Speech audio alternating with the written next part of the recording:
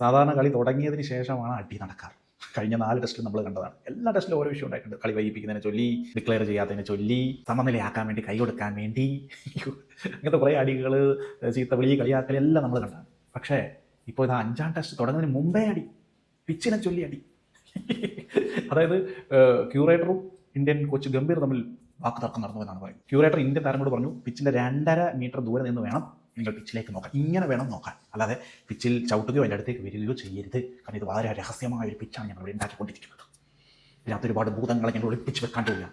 അതുകൊണ്ട് നിങ്ങൾ അടുത്ത് വന്നതിന് ചവിട്ടരുത്. ഓക്കെ, എന്നാൽ അങ്ങനെ ആകാം എന്ന് വിചാരിച്ചപ്പോൾ ഇംഗ്ലണ്ടിൻ്റെ കോച്ച് ബ്രണ്ടൻ മക്കലം പിച്ചിൽ ചവിട്ടി നിന്ന് ഇദ്ദേഹത്തോട് സംസാരിക്കുന്ന കാഴ്ച വേണ്ടത്. അത് ഗൗതം ഗംഭീർ പിച്ചില്ല. ഗൗതം ഗംഭീർ പോയിട്ട് അങ്ങോട്ട് ചൂടായി, താൻ ആരാടാ, താൻ വെറും ഗ്രൗണ്ട്സ്മാൻ മാത്രമാണ്, താൻ എന്നെ പഠിപ്പിക്കണ്ട, ഞങ്ങളെ പഠിപ്പിക്കണ്ട, ഞങ്ങൾക്ക് എന്ത് ചെയ്യണമെന്ന് ഞങ്ങൾക്ക് അറിയാം.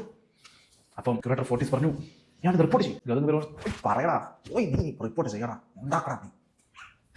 കളി ഗൗതം ഗംഭീറിനോടോ, ഞങ്ങളെ BCCI ആണ്, ഓക്കെ, ICCനെ വരെ നിയന്ത്രിക്കുന്ന, അമ്മാനമാടുന്ന ഞങ്ങളോട് പിച്ചിൻ്റെ 2.5 മീറ്റർ ദൂരെ പോയി നിൽക്കാൻ, എന്നിട്ടും നിങ്ങൾക്ക് പിച്ചിനകത്ത് ഡാൻസും കളിക്കാം.